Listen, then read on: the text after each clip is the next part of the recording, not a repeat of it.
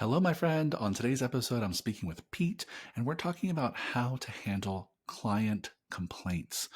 Listen, most of you, and I say this with love, are just really not very good at handling client complaints. It's very easy for your ego to get in the way and for you to really kind of ruin ruin relationships and start to damage your reputation when you're not handling client complaints well. And for those of you who've gotten good at it or are going to get good at it after this podcast, when you can really manage client complaints well, you improve your reputation, you keep clients longer, you get more referrals. There's some real magic to be able to really effectively manage client complaints. So if you want to level up your game in managing client conflict, this is a great episode for you. Keep on listening.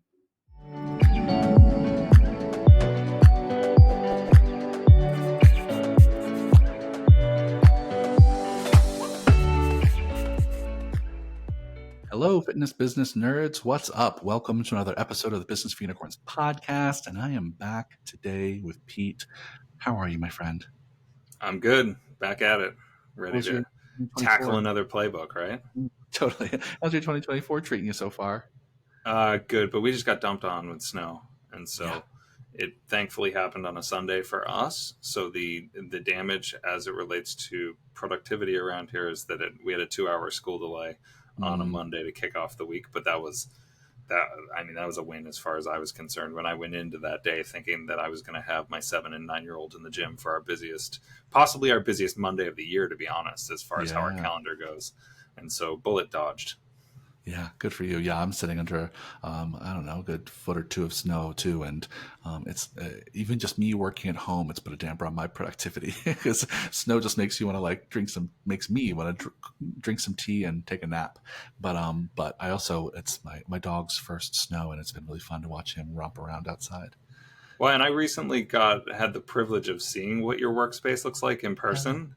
Yeah, that's And I right. know the view you're looking at right now, and with a foot or two of fresh snow in front of you, because you quite literally look out the window at a scenic backyard. I'd imagine that might hurt my productivity. I'd be out walking around that pretty lake near your house. Yeah, it's really beautiful. It's really beautiful. Well, let's dive in before we talk about today's topic, which is all about like resolving client conflict or client issues. I just want to give everyone a quick reminder that Mark Fisher wrote a book not that long ago. It's all of Mark's fitness business secrets, and it's still available. And everyone who's read it that I've talked to has raving things to say about the philosophies and theories that are in it, and the tactical, practical examples and advice that Mark gives throughout the book.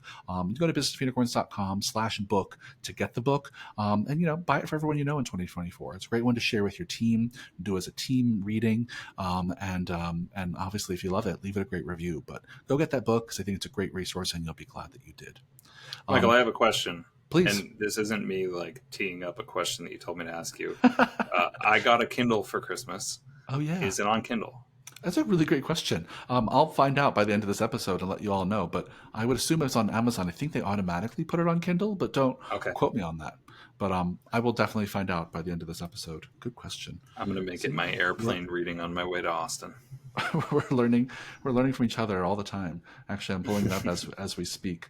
Yep, it's available instantly on Kindle at the time of me recording this for only $8.99. What a steal! Oh, yeah. Go check it out. So today's topic is all about client issues. I'm going to kick this off with a quote because we have a playbook for this for our Unicorn Study members, and it starts with a Warren Buffett quote that I think just really frames up this topic well, which is Uncle Warren says, quote, "It takes 20 years to build a reputation and 5 minutes to ruin it. If you think about that, you'll do things differently." Yeah. What's that say to you about client conflict, Pete? Well, I need to get Warren Buffett out of my head because that's the second time today someone's quoted Warren Buffett to me, which is funny. Wild. I think it's the second time in the last 10 years, and they both happened in the last 6 hours. So the one I heard before that was him saying, when the tide goes out, you see who's been swimming naked. Mm-hmm. And it felt kind of relevant as I was having a conversation with someone about being too heavily leveraged against Facebook advertising when the cost per click goes up. Yep. And that was the quote that came to fruition from it. And it was timely. But your quote, couldn't agree with it more. I mean, I find myself trying to convey that message to my son, who is having a challenging time keeping his emotions on check on sports fields. Yeah. And he's got this reputation of being a great athlete, but he's very quickly becoming a kid with a reputation of having a short fuse. And so we're talking about that regularly. It applies Yeah. in the weight room. It applies on the Yeah. sports fields. It applies everywhere in life. Yeah, it's so true because it's like, you have great relationships with clients that last many years. We both have people at CSP and MFF that have been around for years. And those relationships, when something goes wrong with that client, we can ruin that in minutes. We can ruin that. If they have something that goes wrong and they need something from us and we don't respond well, not only will we lose them, but they will go tell 10, 20 of their friends that we're assholes, even though they loved us for years. and and so I think that, when I think about resolving client issues, I'm constantly thinking about how can we break up if we need to amicably. How can I resolve this issue in a way that we have a win-win for each of us? It's because if I don't do those things, I really could make an enemy and it really could damage our reputation and our revenue and our community. And so I think that's what's at stake in this conversation.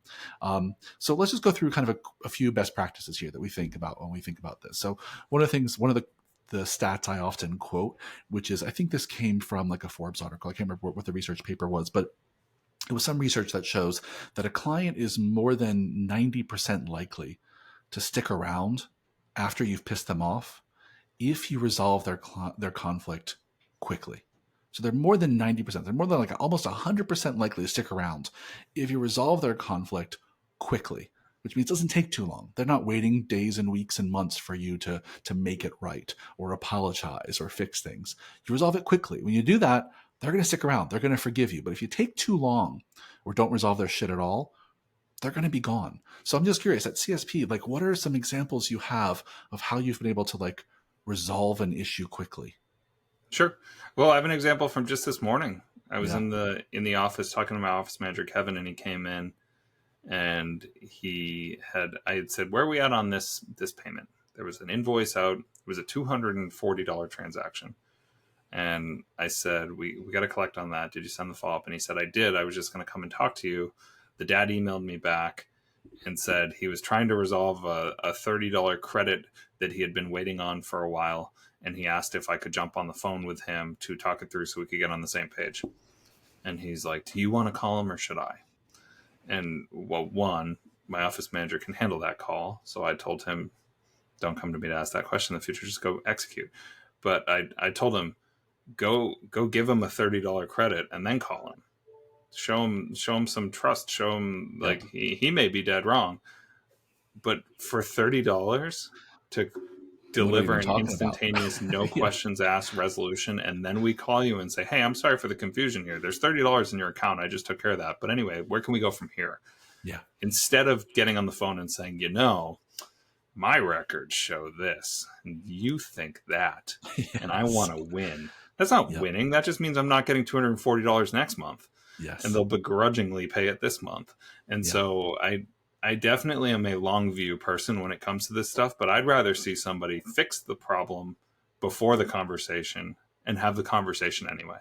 Yes. I think that's so smart, Pete. I mean, that's the above and beyond shit, which is we saw the thing got fucked up. We fixed it immediately, maybe before you even noticed as the client or before we had a chance to talk. Even though it's fixed, we're still going to talk and say, I'm sorry that happened, or it's resolved now. Here's what happened. Here's how we're going to avoid it in the future. And we're going to proactively let you know, like, we're going to let our actions speak louder than our words, right? That's what you're doing there. Yeah. And I think it goes a long way to being like, oh, they're not fucking around. They actually want to take care of me. This was an honest mistake. Or the more we talk about it, I realize this is happening all the time around us. We're actually solving problems of this nature constantly. Just yesterday afternoon, Kevin came in and he said, oh, this kid can't catch a break. He's having trouble getting into our pitching schedule. And today he showed up at 2:30 thinking he had a pitching lesson, or 3:30, and he was scheduled for 5. And we pulled up the email correspondence, and he messed up. But the poor kid's going to kill an hour and a half sitting in here while his mom sits in her car. And I said, all right, well, run a T-shirt out to him. He's roughly my size. Bring him out a large T-shirt. Tell him we appreciate him being patient and mistakes happen. And he came back in and he's like, I can't believe how well that worked. I said, what do you mean? He's like, you should see how the kid was glowing, because we gave him an $8 T-shirt. Yes. And the kid came in afterwards and thanked me personally and apologized for messing up the calendar. And he didn't mess anything up. He inconvenienced himself. Yep. But there's no way that kid is going to feel like we're being mean to him the next time he tries to get into the schedule and I say, hey, it's fully booked. Like, we got to get creative like I did last week and I felt guilty. I earn the right to keep doing that. Yeah, 100%. I love that. And I think your two examples so far also illustrate another kind of tenet that we talk about in our playbook, which is your whole team has to know that it's their responsibility to recognize and elevate conflict. Like and in both those examples, people on your team recognize something wasn't right, someone's not happy, something went wrong, a system broke down, someone messed up, the client or us, and they knew to do something about it. They knew to like raise the yellow flag, in both those cases, bring it to you. And, and without that, the opposite of that is your team notices, doesn't do anything about it. But they're like, oh, sorry, right? They don't actually raise the yellow flag and do anything differently. They just kind of let those little small things go. And that often results in clients feeling unseen, unheard, not respected, etc. So how do you develop a team that knows that shit shouldn't happen? When it does, bring it to me. Like, how do you teach your team that? This stuff's discussed pretty consistently in staff meetings for us. Yeah. When we run the client roster and we have a look at any issues or concerns or updating the team on injuries or setbacks. And it's very common for someone to say, so-and-so's really been off lately. I did a little bit of looking around, or we recently had a high school athlete, unfortunately, lose his mother to cancer. And nobody knew, and it had been going on for months. And we collectively agreed, like, hey, you know what? This is his safe space. Let's not pivot into sympathy mode. Let's lean even further into just being his positive place. But we as a team had a meeting and collectively discussed, how do we want to adjust the way we handle our interactions with this person based on our updated information. Yep. And the key here for me is just staying on task with us discussing things of this nature. Reads we're getting on clients, vibes that are coming from the training floor, and then experience sharing. And some people might say, I totally disagree. I've been getting a totally different read from that person. And that might open a whole different can of worms as it relates to the coach who, is misreading a situation. But at the very least, the conversations are happening all the time. Yeah. All the time. And the fact that you are encouraging them to surface that in team meetings and you're making space for those conversations sends a message like loud and clear to your team that like, hey, it's everyone's job to recognize when things aren't right. It's everyone's job to surface conflict. It's everyone's job to raise the conflict alarm bell to say like, hey, we missed expectations here, right? And I'll yes and do all of those things. And one of the things that I think we've done with great success at MFF is we also train our team on how to respond in the moment. We practice in team meetings what happens when someone shows up and they're on the wrong schedule and we can't accommodate them. What do you say in that moment? What happens when someone comes to us pissed that their credit card got charged twice as much? Like, what do you say in that moment? And that takes practice. So in those moments, I know from being a customer service baby back in the days when I was working in hospitality, people would come up to me and they were pissed. And in that moment when someone's mad about something, a customer is mad, and they come up to you, I know my heart would be racing, my palms would be sweating. I would lose the ability to form thoughts and questions. and I really had to practice by getting in the reps and being like, okay, well, how do I calm myself? How do I learn what to say to de-escalate the conversation? And I think those are great things to role play in team meetings, to practice having that. And clearly your team gets to practice on a regular basis because you're encouraging them to process out loud as a team how you all are handling it. And I think it's really crucial. Yeah. And instinctually, I don't always want to go in the right direction because it means sometimes having hard conversations and admitting fault doesn't feel that great. Nope. And we had someone get double booked in our pitching cage recently. And my initial reaction was to kind of outwardly lament to the handful of people in the room who were not clients, their colleagues. Like, oh, great, here comes the phone call from so-and-so. Mm-hmm. My afternoon's going to be great. And my colleague who's been on the podcast, Andrew Millett, is fond of using the saying, write the final chapter. And he was like, write the final chapter before she calls. Call her, write her an email. And in my mind, I'm like, yeah, Andrew, I know that I'm supposed to do that, but you don't need to make me feel bad about it. But in that very moment, I sent the email. Hey, unfortunately, we had a scheduling snafu this morning, 100% on us. A mistake that won't happen again. I've credited a free class to your son for next week, so his already scheduled session is going to be on us. I'm so very sorry. Please let me know if you have any questions. And it just squashed it before she even had got word of it. She said, first I'm hearing about this. I'm sure we're all fine. We'll see you next week. There were no angry phone calls because I sent one email and we ate the cost of one session. Yeah. Again, there's such great examples of how you being proactive, jumping into action, is immediately de-escalating. Like it immediately takes the bite out of any complaint that can happen because you're like, no, wait, we own this. That was wrong. That shouldn't have happened. I'm sorry. We've already fixed it. I've already given you something free or money back or whatever it is. And I think that it's such a great example of how this doesn't have to get dramatic. If you just, swallow your ego for a moment and say, yeah, we actually fucked up. That's on us. I'm sorry. And that's hard I'll to give do. you one other kind of rule that I like that I think you guys actually practice this, but I initially learned it from Alan Cosgrove was there's an understanding of what the budget is at the front desk that you can spend to solve a problem, no questions asked. This is the amount of money that you do not need to come to ownership to ask, to request to solve a problem. And it could be $20 in your space. It could be $250. Yep. And I think at results, it's closer to the latter than it is the former. But the point is the team feels empowered if they know there's a no questions asked budget allocated toward this thing. So if you can fix it, you don't need to make it my headache as well. And so it's something to think about in your own space. I think that's so important. And when we were at the Four Seasons, in at least the Four Seasons, the rule was like one night stay. You can spend up to like one night stay, whatever the guest was spending on making them happy if you really need to, which there's a lot of money in some cases, but it scales with their level of investment in staying at the hotel. And at MFF, we try to get really clear where our team has the ability to make those decisions and where they don't. They have to escalate to a manager or in some cases to an owner.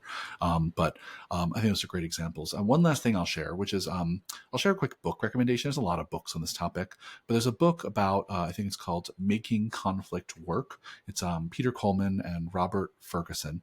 And it's all about negotiation and conflict, specifically in a work context. It's maybe a slightly academic, but I like it a lot because it focuses a lot on how you build a relationship in the moment that resolves conflict. So one of my key takeaways from this book, which I also can share some experiences about, I'm sure you could too, which is often when you're in conflict with a client and they're like really pissed, coming at you, angry, wanting to complain, they're coming at you like an adversary. They're coming at you wanting to be like head to head, like you're on opposite teams, like they're against you and they want to win the conversation. And our job, and often our reaction to that is to post up and try to win ourselves. And we create this like adversarial conversation with clients sometimes because our egos get in the way and we don't want to lose. And so one of the things that he talks about really well, they both talk about in this book that's really helpful, is to create the relationship in that moment where you're on the same team. So you say things like, Pete, thanks so much for bringing it to my attention. This really sucks. We totally fucked that up. I'm with you. That I want to find a resolution that works for both of us. Like I would even say things like, we're on the same team here. Like I really want to make you happy. So what can I do to make you happy? Right. That really sit next to them instead of across from them, kind of even physically or metaphorically. And I have a really good example of this. I have a manager back when I worked in hotels. His name was Alistair. Shout out Alistair if you know this big, tall, like 6'5" Irish man. And he knew that his stature was like intimidating. He knew that people respond to him in kind of like they feel like they have to fight, to be heard from him because he's so big and kind of intimidating. And so whenever he was talking to clients who were upset about anything, he would make a point to go somewhere where he could sit down side by side, like on a couch, kind of next to them to kind of equalize the kind of power dynamic that was inherent in his height. And I was like, that is like a masterful example of how to like de-escalate someone who might be intimidated by the fact that you're like 6'5" towering dude. It's like, just go sit next to them. And he would make sure they had a glass of water. He would bring like a notepad so they could see him taking notes. And immediately he was like, no, I'm on your side. I'm an advocate for you. Like I'm here to serve you, and I'm going to do that to the best of my ability. And just like that kind of posture, like who's going to be mad at you? No one wants to fight you when you're like, no, I'm here for you. I'm on your side. Like that's such a powerful way to help get clients to a place where they're going to say great things about you after this conflict. Yeah, that is next level self-awareness. Yeah, right. And this is someone who at the time had been managing and dealing with customer conflict for, I don't know, 30 years, right? He was not a newbie, right? But someone who, was a mentor of mine. And I was like, wow, I never even would have thought of that, right? But it's just a powerful example. And anyway, just wanted to share that. Anything else about resolving client conflict that comes to mind? I'll finish with a counterintuitive suggestion. That is that don't try and resolve everything. Sometimes it's okay to say, we're not a fit. Yeah. And some of the most rewarding kind of closures I've delivered have been, this isn't going to work. I've issued you a refund. I wish you the best of luck. Yes. And they aren't all worth resolving at the expense of your own ego or bank account, whatever it is. 100%. Yeah, there's some emotional labor that's not fucking worth it. Might just just move on. And I think that's worthy of a whole nother podcast. But I think it's a great way to end. It's like, hey, and when you're really not a good fit, just say so. Just do your best to part ways amicably. Be overly generous on their departure. Right? Give them the refund and then some, whatever it takes. Find them a gym nearby. Make an appointment for them. Do whatever you can to have them walk out those doors feeling, hey, we weren't a good fit, but they did it with integrity. That is definitely an episode worth recording. Yeah, for sure. All right, well, we'll leave it there. I know we're at our time, but thanks for a great conversation, Pete. I think this is useful for our folks out there who maybe struggle with handling client conflict, so I hope they're all taking away a great tip. And friends, let us know what you want to talk about next on this podcast. Shoot us an email, michael@businessofunicorns.com, pete@businessofunicorns.com. Let us know what he wants to talk about. We're here to take some suggestions, ask us questions. We really do use them to decide what we're going to talk about next, so send us those ideas. Thanks for a great one, Pete. See you on the next one. Good chat. See ya.